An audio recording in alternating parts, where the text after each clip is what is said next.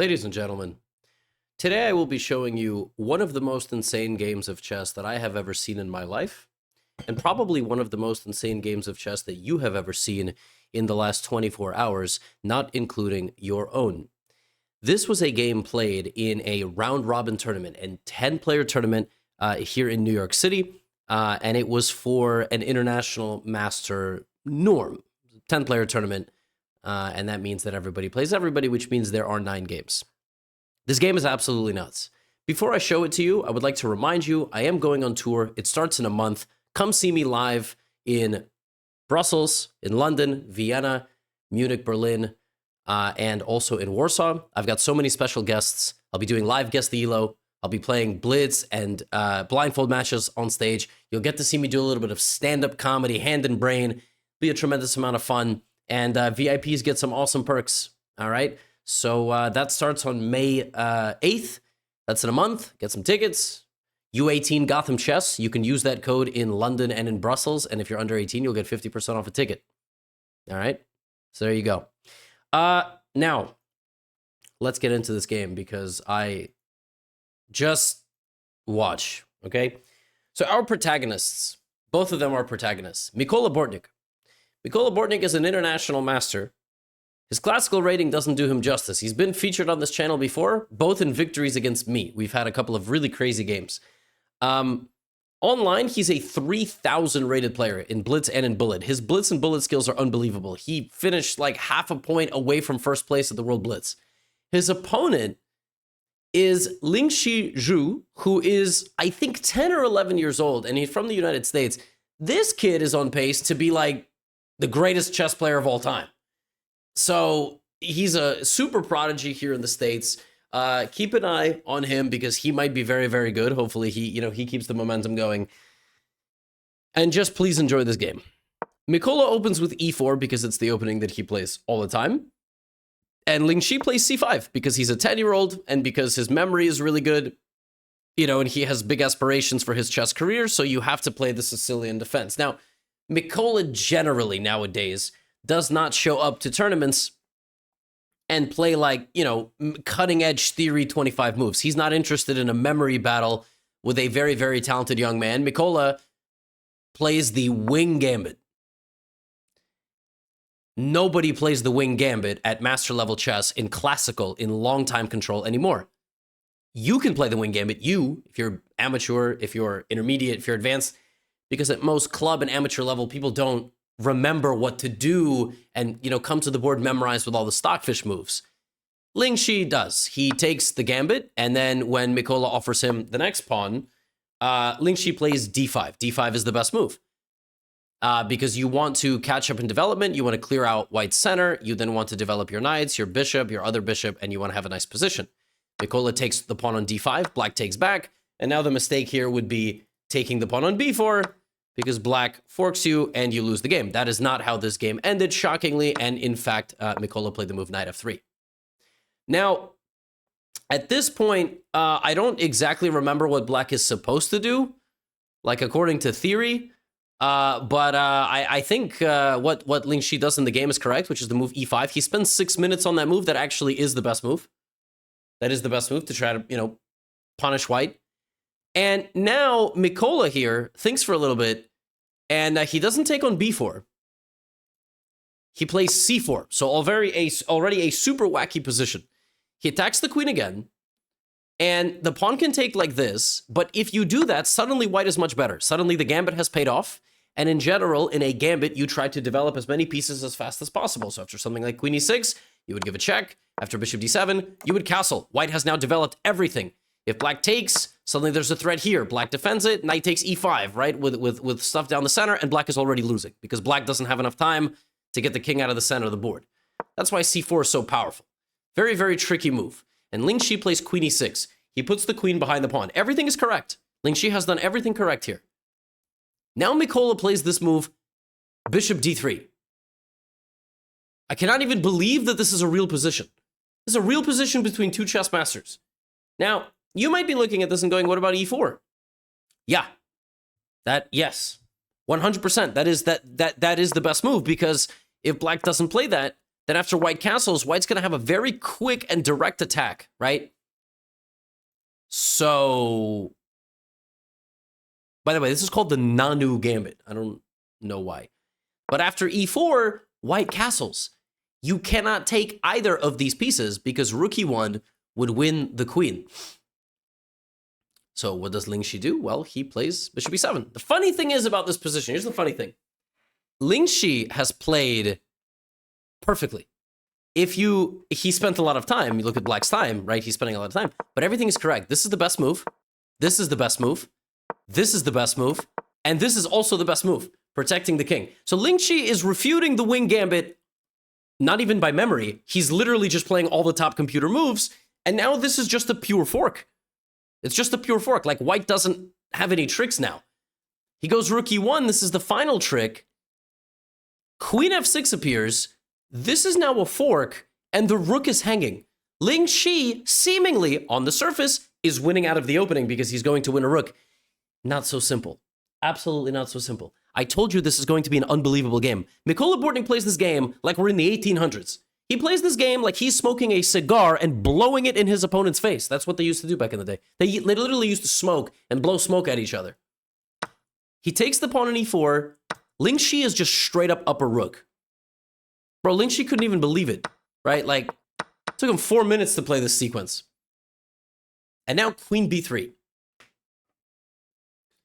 What the heck even is this? How is this a real position? How is this a real position? White is down 5 points of material. But he's about to trap the queen. And if you disallow the queen to be trapped, I have more activity than you. I have a rook targeting your bishop, which is protecting your king. I'm going to win back at least a bit of material here. And not to mention, on top of that, I'm threatening checkmate because your king is so stuck in the center of the board. So queen b3, this is a ridiculous... Look at this position. How is this real? How are two chess masters playing this? It's only going to get better. It's only going to get better. Ling Shi plays the best move again, leaving the position. He doesn't want his queen trapped. Mykola, middle of all this, just takes a pawn. Now, black needs to figure out what the heck he's doing. Black has no development. He has no development at all. He hasn't moved almost anything. His queen is out. His bishop is protecting his king, but he has no... And, you know, if black plays slowly, white just begins overrunning the center. White just gets every piece into the game, and black will not be able to defend himself. So Ling Shi plays a very natural move, but it's a mistake. Plays the move knight h6. What is the idea of knight h6? He just wants to castle. Just wants to get his king out of the center of the board. The computer here recommends he plays queen f4. And if white plays d4, attacking the queen goes to c7, and this is how black is doing fine. I don't even begin to... What? You got to go queen f4, queen c7? Yes. Stockfish's only approach here is to play queen d6 or queen f4, and then put the queen back. This is what the engine wants for black. Look at this position. Black has nothing. Black hasn't moved a piece. How is this possible? Well, Ling Shi is a human. And suddenly, white is much better. Ling Shi obviously did this on purpose because he wanted to get some development going. He plays queen d6. And now the queen gets piñataed by one of these pawns. c5, look at this, opening up the queen, hitting the queen. Where's the queen going? Queen goes back to d7, not even d8, but d7. And Mykola plays bishop takes g7 and has won back a pawn, and he's going to win back a knight. Ling Shi must have thought that he really messed up in the opening because, I mean, how can you not? The guy is like playing instantly, right? So we have rook to g8. And at this point, the very simple move you play here with white is bishop takes knight. It's just a free knight. But Mykola doesn't play that move. Mykola plays here and loses his advantage. Why? Well, if Mykola went here, he saw queen h3. This is a mate, and the bishop is hanging. But the move here that wins the game for white is knight d4. And the bishop defends mate, and if queen h6, bam! Bishop takes b7. Look at this move. This is insane. The point of this is that you deflect the bishop from the defense of the f5 square, and then you sacrifice the rook. King takes knight f5, and if the king goes anywhere else, it's just losing. You take the bishop, and you just win. Black has absolutely no defense against queen d5, etc. Mikola misses bishop g7. He misses this idea, knight d4, bishop takes b7, just absolutely slaughtering the black position. Then the game would have been over. It would have been done. It would have been looking at anything. But he missed it. And instead, he plays this move before taking the knight. The problem is, now Ling Shi keeps an eye on the knight, and the bishop can't take the knight because the bishop is defending the knight. But he goes for it anyway because there was nothing else. So he gives up the knight. But wait a minute. Here he can win a queen. He can win a queen. He has bishop c6 check. Was that the idea all along? He has bishop c6 check. Knight takes. He wins a queen. He loses a rook and a bishop for the queen. But he's doing just fine, right? He has pawns. He has a knight and a bishop. Now black has a lot of material. Black has 2 rooks and a bishop for a queen and 2 pawns. 2 rooks and a bishop for it. So black is up 2 points, right? It's crazy. But white is actually doing okay. No, my guy Mikola is a lunatic. He goes d4. This is romantic era chess. Pawn to d4 for absolutely no reason. That's just a free pawn. It's not exactly a free pawn, but you know, you would get bishop d5 with attacking possibilities, the position ripe with attacking chances, knight c3, knight b5, knight d6. Like, black's entire army of pieces is on the last row, right? He plays d4. This is crazy, and obviously they don't have this bar. It's easy to watch this game with a bar and go, The craziest thing is we're barely even halfway through this game. Black plays queen back to e6. That is the best move. Because now you simultaneously, you target the queen and the bishop. Now, the one thing that white cannot do is white cannot trade the queens here. White cannot trade the queens. You would lose all your momentum. So you play queen to e3. The problem is now Ling Shi throws his own haymaker. f5. Using the only resources that he has, he attacks the bishop, and there's a queen here. If you back up and you trade these queens, it's as good as resigning. White does not have the firepower. The pieces are pretty, but without their leader, which is the queen, you're not going to checkmate anybody. So Mikola does what any normal person does in this position. You've already sacrificed the rook, right? I mean, you are literally down a rook. Like, you don't have a rook. You have 2 pawns for the rook, so you're only down 3 points of material. Might as well sacrifice the bishop with knight to c3. I can't even believe what we're looking at. This is the craziest position I've ever seen. What has even happened? Bro, he just gave up a bishop. He only has 4 pieces remaining. Like, the bishop just died. The problem is, you opened up lines to the king. Also, the knight is the last piece to join the party and is going to escort the pawns, and it itself will participate in the attack. What does he play? Knight takes e4. This is a stunning position, but white is not dead at all. Let me just show you, like, white is threatening so much stuff here. If black plays something like knight c6, white plays d5. This is the threat. You can't take. Check. I win the queen. d5 is vicious. So the threat is pawn to d5 and then jumping in with the knight. How do you defend that with black? Only one way. King d8. You have to move the king. Like, in the middle of the game, you got all these pieces. You got queen, 2 bishops, 2 rooks, a knight. You have to go king d8. So that now you are off this line. And black is just moments away from getting all the pieces into the game. Now, again, it's -3. The computer finds a way. But if I turn this off, and you have to defend this position, it's anything but easy. Mikola plays queen d2 with a very simple plan. d5, d6. How do you stop this? You can put your queen in front of the pawn, and then I will try to kick you out and push. That might still be the best solution, by the way. It might be. Queen g6 is what Ling Shi chooses. Checkmate threatened. White has to defend it. He does. Knight g3. Now you think, oh, now it's easy, right? Not only is it easy, look at the move that Ling Shi plays in this position. Great move. Bishop g5. White is down to just 4 pieces. I mean, there's no way he can generate anything if he now has to trade the bishop. He has 3 pieces remaining. Black is literally up by a bishop and a rook. He has an extra bishop and an extra rook. The game has to be over. With Mikola, what I have learned playing him, It's never over. F4. Queen has to go somewhere. You're worried about putting the queen in front of the pawns because that's not a very effective way to stop things generally. White can play rook e5. White can play d5, d6. Like, before you know it, white has this whole thing going. So Ling Shi plays queen f6. Mikola plays d5. That was the idea the whole time. Now, what does black play here? What, like, if you try to get the knight out, I have knight e4. I'm jumping in with my knight. I have b5. I have c6. I have the queen going to attack you on the other edge of the board. d5 is played by Mikola. You could try to trade the rooks. I'm still going to go knight e4, knight d6. It's still not easy. You try to trade the rooks. Something like this happens. How are you sure you're not getting checkmated anywhere here? You might not. You might not, but it doesn't look so. So what happens is Ling Shi plays rook f8. Mikola plays f5. He's just pushing everything forward. Knight h5, knight e4. He has rook e6 as a potential idea in the future.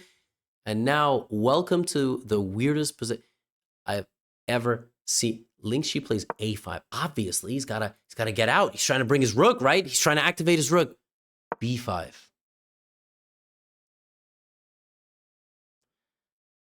This looks like if you asked your friend to set up a position, what they think chess looks like. This looks like two people spoke before the game and said, let's create the most ridiculous position possible to make it into a YouTube video. This does not look like two people who are competing in a tournament and this happened organically. And yet that's exactly what happened. How is this possible? Ling Shi now has a pawn that can literally walk to the bottom of the board. But in that time, Mikola is going to go after his king with everything he has left, because let me tell you, he does not have a lot left. Ling Shi cannot move any piece off the back rank. He has 5 out of 6 of his pieces on the back rank. So what does he do here? Just pushes his a-pawn. That's a mistake. That's apparently a mistake. Now if white plays knight e4, apparently the position is back to equal. I can prove it to you by showing you the evaluation bar. Mikola plays here, and now apparently black is winning again. If black plays, bishop takes pawn. If black just takes the pawn, ignoring everything else. Now, if black takes this pawn, after d takes c6, black is nearly losing. Like, it's actually kind of a miracle that the king can run out here and survive, but the best that black can do now is make a draw. Because if the king goes to a5, oh, no, even that's probably a draw. But if the king takes the pawn, it's probably asking for trouble. You take all these pawns, suddenly your king's just in the open, and you might lose your queen. So c6. Now we get rook e8. And may I present to you just the goofiest sequence ever. c7 check. Deflecting the king from the defense of the pawn. Now, what Ling Shi wants to do here with black is he wants to not get mated, because then he wins. He wins because he's up material. Even if he loses a rook here, he's still going to be up a bishop, and ultimately, the closer this pawn gets to becoming a queen, white just can't defend. White's only hope is to go after the king. Ling Shi plays king to d7. Mikola is a lunatic, man, because, so here's the thing. If Mikola takes this and makes a queen,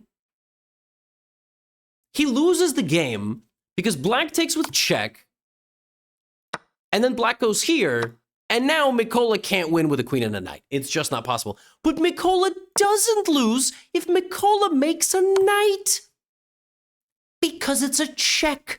Black doesn't have time to go here, and after rook b8, you play knight e4, or another move, which I will show you in a moment, and now the attack continues. Because if queen b6, king h1, now white is winning.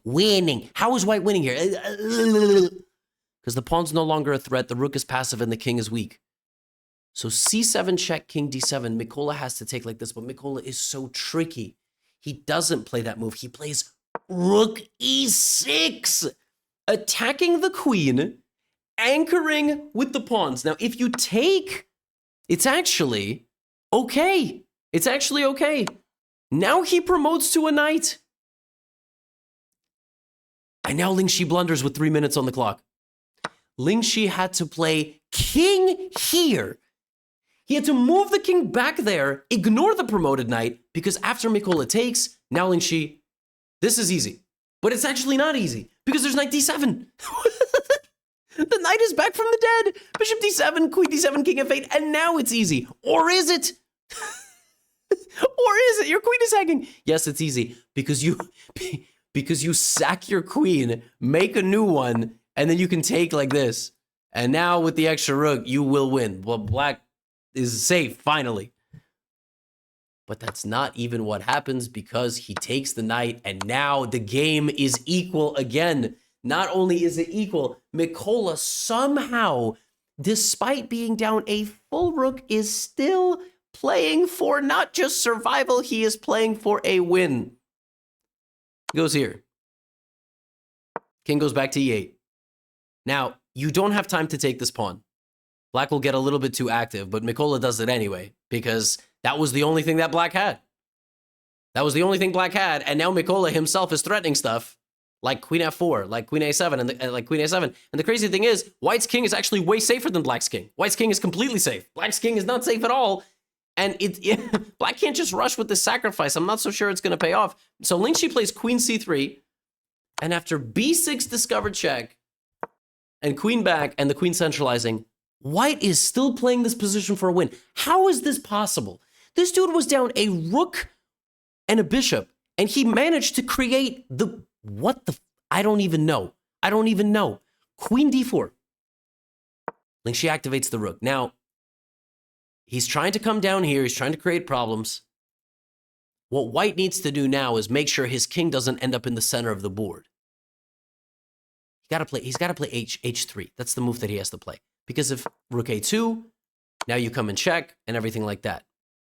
Mikola, for I don't really know why, plays h4. And I think he played h4 because he was like, well, rook a2, and then I'm going to check, and then here, and then I'm going to take, and then maybe I'm going to promote. I actually don't know. I don't know why he chose h4 over h3. Computer hated it because suddenly it's actually you who has caused more problems for yourself. Queen h8, king e7, queen g7, and now the king runs forward. And now Black is winning. Now Black is winning. But if you actually go to this position with the pawn on h3, and rook a4, and queen h8, and king e7, and queen g7, king d6, this is actually survivable for White, apparently. The pawn placement matters. Also, you can take, and this is also equal because you have e7. Why? Like, if you compare the two positions, look, h4, rook a4, queen h8, king e7, queen h7, king d6. Like, if the pawn is on h3, it's fine, but this version is losing.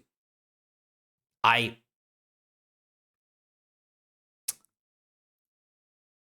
don't know. I can't tell you. This is equal because you have e7, but if the pawn is on h4, you don't have e7.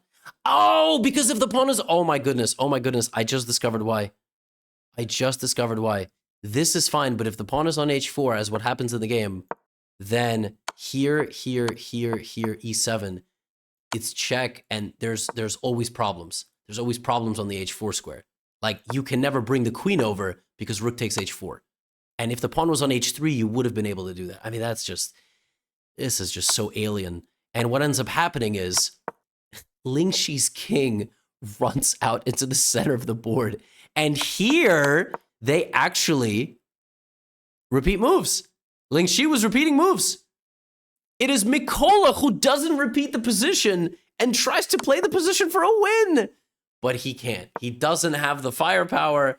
And after centralizing his queen and surviving the worst of it, now it's easy, right? He's just going to defend himself. King goes back to d6. There are no more checks. There's no more pawn pushes. Rook a3 check. Queen d5. Queen f5. He trades the queens, and that's got to be the end of the game.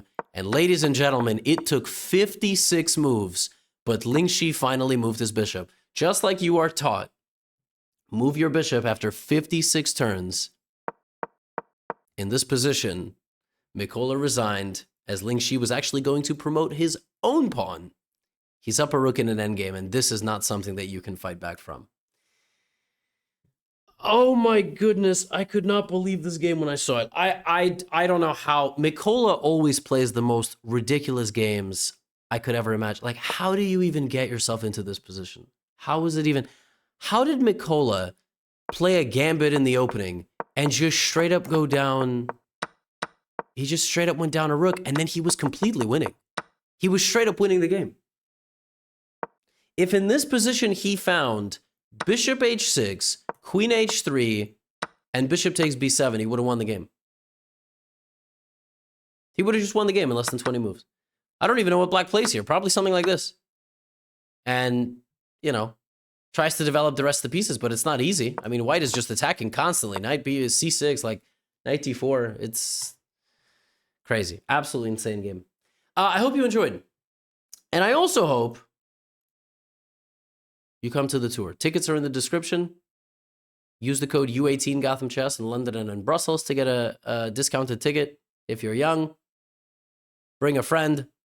See you live on stage. So many special guests, matches, interviews, guess the ELO. It'll be great.